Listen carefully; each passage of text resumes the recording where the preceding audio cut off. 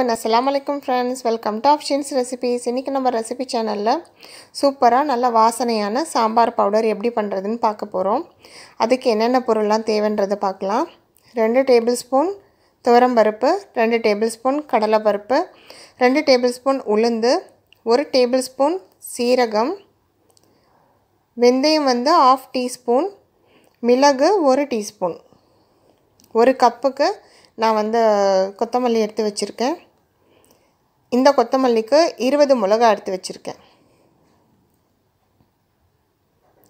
அடுத்தது ஃப்ரெஷ்ஷா இருக்க கறிவேப்பிலை 1 கைப்பிடி எடுத்து வச்சுக்கோங்க. அது வந்து பவுடருக்கு நல்ல வாசனை கொடுக்கும், நல்லா இருக்கும். அடுத்தது 1 டேபிள்ஸ்பூன் அளவுக்கு பெருங்காயத்தூள். கட்டி பெருங்காயமாக இருக்குன்னா லைட்டாக வானலில் போட்டு வறுத்திங்கன்னா அப்படியே புஷ்ஷுன்ட்டு வரும். அதை நீங்கள் பொடிச்சு யூஸ் பண்ணிக்கலாம். 1 டேபிள்ஸ்பூன் அளவுக்கு மஞ்சள் தூள் எடுத்து வச்சுருக்கேன். இந்த பொருட்கள் மட்டும் இருந்ததுன்னா சூப்பராக நம்ம வீட்டிலையே சாம்பார் பவுடரை ரெடி பண்ணிக்கலாம். அதுக்கு ஒரு பேனில் ஒரு 1/2 டேபிள்ஸ்பூன் அளவுக்கு நான் நெய் போட்டிருக்கேன். இந்த நெய் எதுக்கு நான் சேர்த்துக்கிட்டேன்னா, மிளகா வந்து நம்ம அப்படியே வறுத்தோனாக்கா ரொம்ப நெடியேறும். சின்ன குழந்தைங்க வயசானவங்க இருக்க வீட்டில் வந்து ரொம்ப கஷ்டமாக இருக்கும். ஸோ அந்த நெய் போட்டுட்டு நீங்கள் வறுத்திங்கன்னா அது வந்து நல்ல வாசனையாகவும் இருக்கும், ரொம்ப நெடியேறவும் ஏறாது. ஸோ அதனால நெய் சேர்த்துக்கிட்டேன். இப்போ மிளகாவை நம்ம வந்து வறுத்துக்கலாம். ஃபஸ்ட்டு போதும், இந்த அளவு வறுபட்டாலே போதும், எடுத்துக்கலாம். அடுத்தது கொத்தமல்லி போட்டிருக்கேன், தனியா,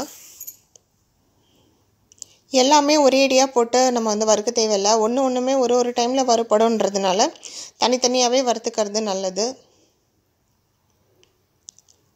சீரகம் வெந்தயம்லாம் டக்குன்னு வறுபட்டுரும். ஸோ தனித்தனியாக வறுத்துக்கிட்டால் நமக்கு எல்லாமே செவக்க வறுத்து எடுக்க சரியாக இருக்கும்.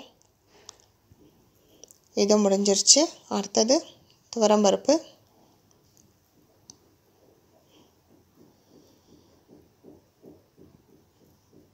துவரம்பருப்புமே ரெடி ஆகிடுச்சு. நெக்ஸ்ட்டு உளுந்து போட்டு வறுத்து எடுத்துக்கலாம். உளுந்தும் சீக்கிரமாக வறுபட்டுரும், அப்படியே கலர் சேஞ்ச் ஆகுது பாருங்கள். ரொம்ப தீய வைக்காமல் ரொம்ப சிம்மில் வச்சே வறுத்துக்கலாம். அடுப்பு உங்களுக்கு தெரியும், பார்த்தாலே சிம்மில் தான் இருக்குது. இந்த அளவு இருந்தாலே போதும், ரொம்ப ஸ்பீடு தேவையில்லை. கடைசியாக மிளகு சீரகம் வெந்தயம் 3த்தையும் ஒன்றா போட்டு வறுத்துக்கலாம்.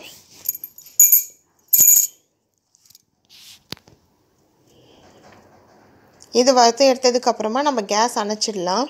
ரொம்ப ஸ்பீடில் வச்சுக்கிட்டே நம்ம வந்து கருவேப்பிலை வறுக்க தேவையில்லை. கேஸ் அணைச்சிட்டு அந்த பேன் நல்லா ஹீட்டாக இருக்கும், அப்போ நம்ம வந்து கருவேப்பிலையை போட்டு வறுத்து எடுத்துக்கலாம். கருவேப்பிலை சேர்த்தாச்சு. இது கூடயே 1 ஸ்பூன் பெருங்காயத்தூள் சேர்த்தாச்சு.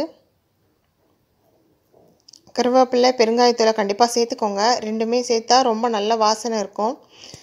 நம்ம வந்து சாம்பார்லேயுமே மிளகாத்தூள் யூஸ் பண்ணுவோம். ஸோ அந்த 20 மிளகான்றது இந்த அளவுக்கு ரொம்ப கரெக்டாக இருக்கும்.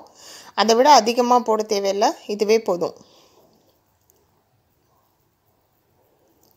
இப்போது இது எல்லாத்தையும் நம்ம கொஞ்சம் நேரம் ஆற வச்சிடலாம்.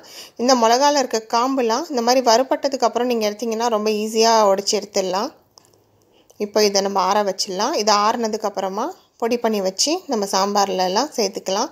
காய் சாம்பார், இட்லி சாம்பார், எல்லா சாம்பார்லேயுமே 1 டேபிள்ஸ்பூன் அளவுக்கு சேர்த்திங்கன்னா நல்லா வாசனையாக ரொம்ப சூப்பராக இருக்கும் சாம்பார் சாப்பிட்றதுக்கு. இந்த சாம்பார் பொடியை நீங்கள் வீட்டில் கண்டிப்பாக ட்ரை பண்ணி பாருங்கள். இது எப்படி இருக்குன்றது எனக்கு கமெண்ட் பண்ணுங்கள். இந்த ரெசிபி உங்களுக்கு பிடிச்சிருந்ததுன்னா என்னுடைய சேனலை லைக் பண்ணுங்கள், ஷேர் பண்ணுங்கள், மறக்காமல் சப்ஸ்கிரைப் பண்ணுங்கள். Thank you friends.